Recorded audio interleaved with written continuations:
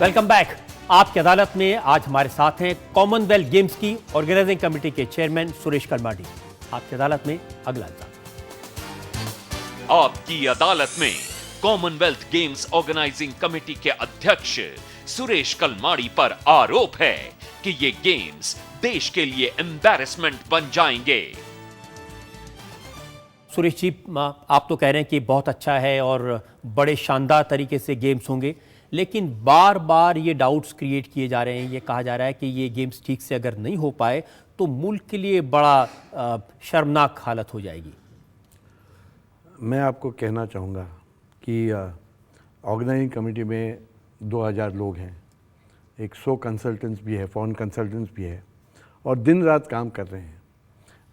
30,000 volunteers हैं जो Delhi citizens से लिया गया है, वो भी दिन रात काम कर रहे हैं और 15,000 लोग हमारे गेस्ट होंगे जो आने वाले हैं, प्लेयर्स, एथलीट्स, ऑफिशियल्स, उनका देखभाल करना 15 दिन के लिए।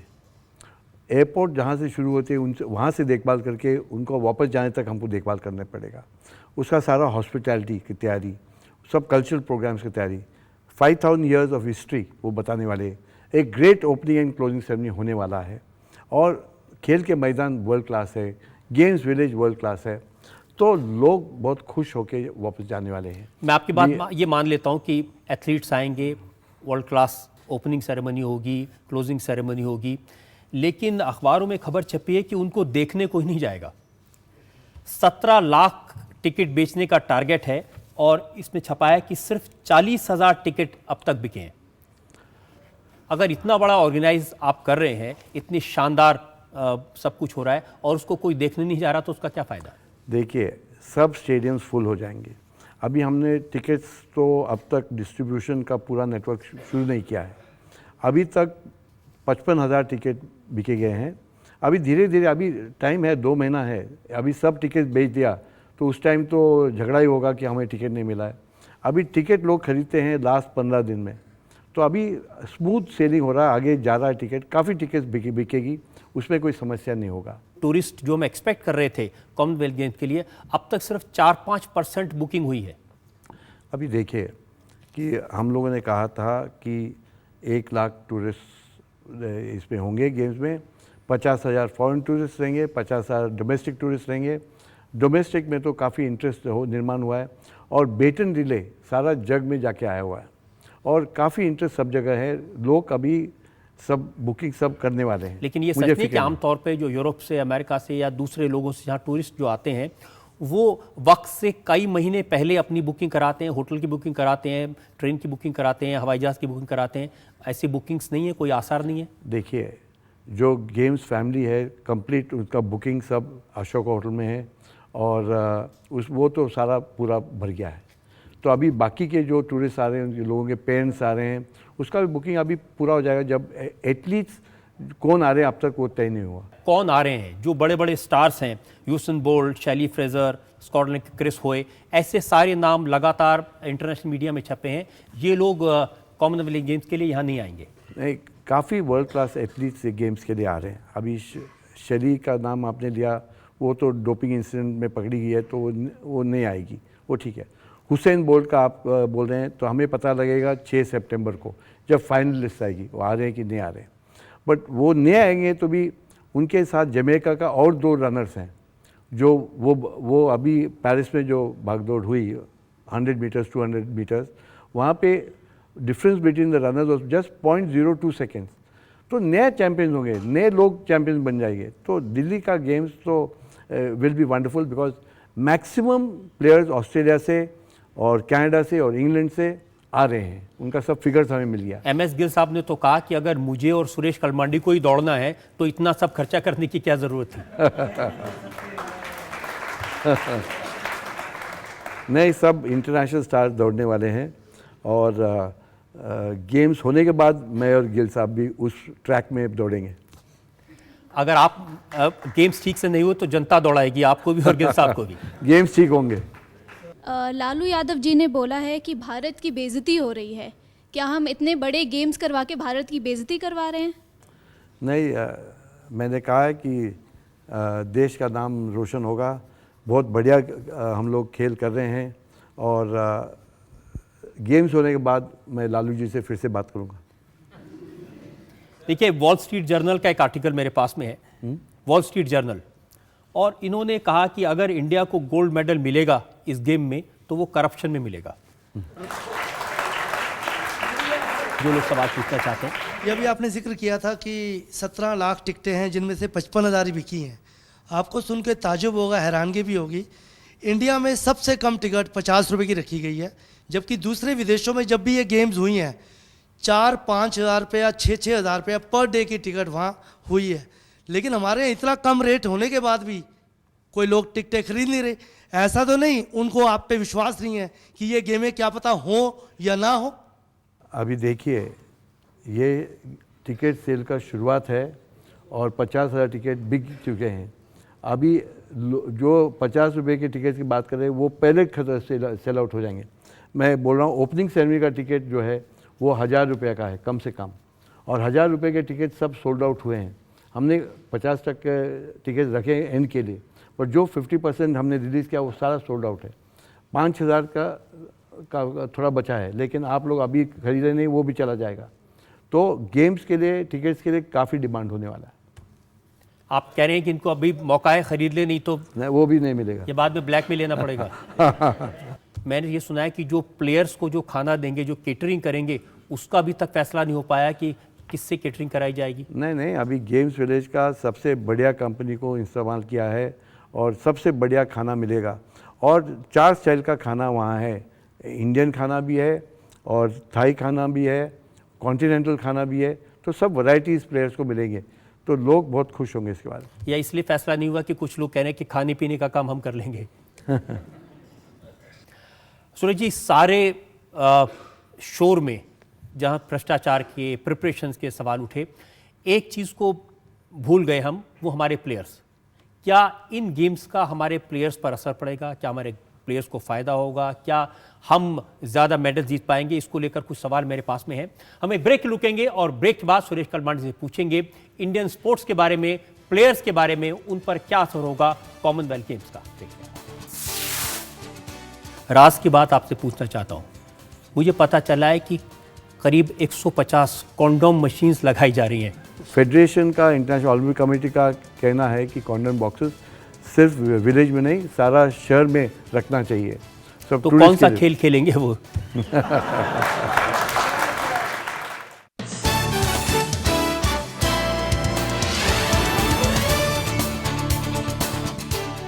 Welcome back. आपकी अदालत में आज हम जनता की तरफ से मुकदमा चला रहे हैं सुरेश कलमाडी पर।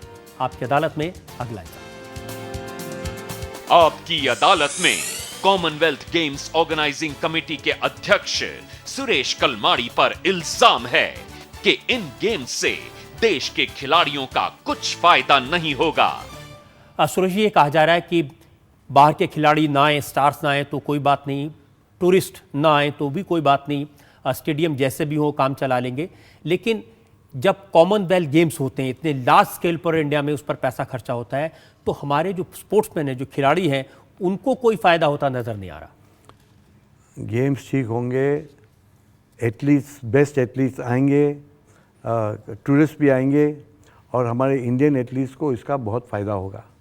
मैं कहा था कि इस देश में क्रिकेट का तो बहुत जोश है, बहुत यंगस्टर सब क्रिकेट की ओर जा रहे हैं, लेकिन इस कॉमनवेल्थ गेम्स की वजह से काफ़ी युवक ओलंपिक स्पोर्ट्स की तरफ आ जाएगा। जो स्पोर्ट्स के एक्सपर्ट्स हैं उनका कहना है कि बेहतर ये होता कि हम पैसा खर्च करके अपने खिलाड़ियों को ट्रेनिंग देते, उनके लिए ट्रेनिंग इंस्टीट्यूट्स और ट्रेनिंग सेंटर्स बनाते, बजाय इसके हम इतने बड़े बड़े स्टेडियम बनाए गेम्स करने के लिए। नहीं, ये स्टेडियम जो है we can have lot of international competition. अभी उसके बाद, गेम्स के बाद इस इंफ्रास्ट्रक्चर कैसे इस्तेमाल किया जाए उसके बारे में सोच गवर्नमेंट ने करना चाहिए। इन स्टेडियम्स में या तो पॉलिटिकल रैलीज होंगी या फिल्म स्टार्स के शोज़ कराए जाएंगे, स्पोर्ट्समैन के हाथ कुछ नहीं आएगा। नहीं, वो इम्पॉर्टेंट है। इसलिए मैं खुश हूँ कि स्पोर्ट्स मिनिस्ट्री ऑलरेडी एडवर्टाइजमेंट निकाला है कि जो प्राइवेट सेक्टर इस स्पोर्ट्स स्टेडियम को ले सकते हैं और डेवलप कर सकते हैं। तो काफ़ी इस बार लेगेसी मोड में गवर्नमेंट भी है, हम लोग भी हैं। सर, एक्चुअली में जब हम लोगों की कॉमनवेल्थ की मेज़बानी मिली थी तो ये हमारे लिए बहुत गर्व की बात थी जो हमें मेज़बानी मिली है।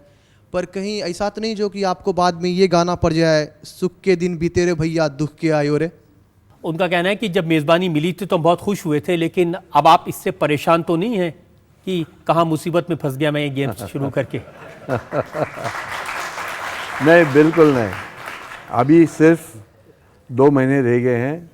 ये गेम्स बहुत बढ़िया होंगे और सब लोग खुश होंगे, आप भी खुश होंगे, मैं भी खुश होऊंगा। और जो वादा हमने वहाँ किया था कि अच्छे गेम्स यहाँ कर बताएंगे, और डेवलपिंग कंट्रीज अच्छा गेम्स नहीं कर पाएंगे, वो इनका समझ था। इसलिए पहले बार 7 साल में हमको झगड़ के गेम्स लेना पड़ा।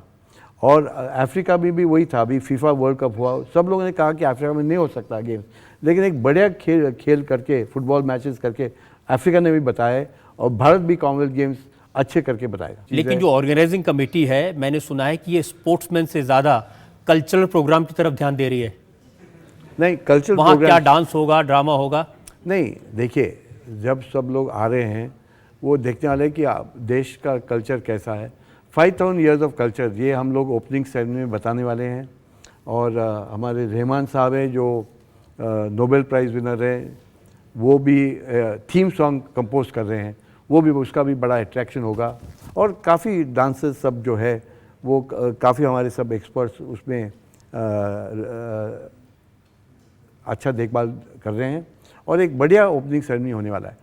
और हर शाम को गेम्स विलेज में एथलीट्स के लिए कल्चरल प्रोग्राम होने वाले हैं, और सब एथलीट्स खुश होकर वापस चले जाएंगे। आप कह रहे हैं कि सब एथलीट्स खुश होकर जाएंगे। एक राज की बात आपसे पूछना चाहता हूँ। मुझे पता चला है कि करीब 150 कॉन्डोम मशीन्स लगाई जा रही हैं वेन्यूज़ पर। अभी देखिए कि हर इंटरनेशनल इवेंट में, ओलंपिक्स हो या पहले का कॉमनवेल्थ गेम्स हो, सब इंटरनेशनल इवेंट्स में वो फेडरेशन का, इंटरनेशनल ओलंपिक कमेटी का कहना है कि कॉन्डोम बॉक्सेस सिर्फ विलेज में नहीं, सारा शहर में रखना चाहिए। सब तो कौन सा खेल खेलेंगे वो?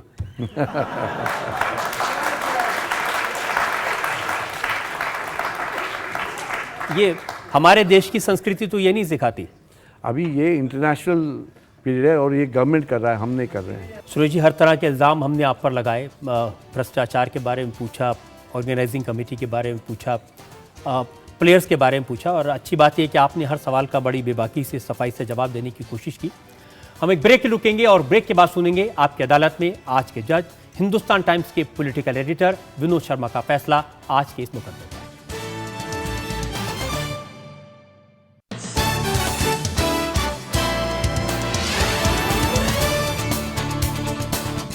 Welcome back. आपकी अदालत में आज हमने पेश किया कॉमनवेल्थ गेम्स ऑर्गेनाइजिंग कमेटी के चेयरमैन सुरेश कलमाडी को। हमने सुरेश कलमाडी से ये जानने की कोशिश की क्या देश के लोगों के मन में जो चिंता है, कॉमनवेल्थ गेम्स ठीक से हो पाएंगे, कहीं हमारे लिए एम्बेरसमेंट तो नहीं बन जाएंगे। उन्होंने इन सारे सवालों के जवाब दिए, इल्जामात अपनी सफाई दी। अब वक्त है आपकी अदालत में आज के जज, हिंदुस्तान टाइम्स के पॉलिटिकल एडिटर विनोद शर्मा के फैसले का। कलमाडी साहब, आप व्यक्तिगत तौर पर आरोपों से घिरे हुए हैं और इसकी आपको चिंता होगी, लेकिन इसकी चिंता इस देश को ज़्यादा है आपसे कहीं। ये अदालत ये मानती है कि आप अपने विवेक के तराजू पर अपना व्यक्तिगत गौरव और भारत का गौरव रखें, और जिस तरफ पलड़ा झुके वो राह पकड़े, उसमें भले ही आपको जितना जोखिम उठाना पड़े। आपने कहा है कि you will make this country proud. अगर ये वादा आपने पूरा नहीं किया तो अगली बार दोबारा इस अदालत में आप आइएगा अपनी सज़ा सुनने के लिए। हम ये उम्मीद करते हैं कि सुरेश कलमाडी ने आपकी अदालत में जो जनता से फैसला किया कि गेम्स सही होंगे, शानदार तरीके से होंगे, भारत को इन गेम्स पर गर्व होगा, वो अपना वादा पूरा करे, क्योंकि इसमें देश की शान है। ये सिर्फ सुरेश कलमाडी के गेम्स नहीं हैं, ये हिंदुस्तान के गेम्स हैं, ये देश की जनता के लिए गेम्स हैं, और हम सब इन गेम्स से अपना सिर ऊंचा उठ करके बाहर निकले, यही हमारी कामना है। आपकी अदालत में आज का मुकदमा यहीं ख़त्म करते हैं। अगले सप्ताह से फिर मुलाकात होगी एक नए मुकदमे के साथ। तब तक के लिए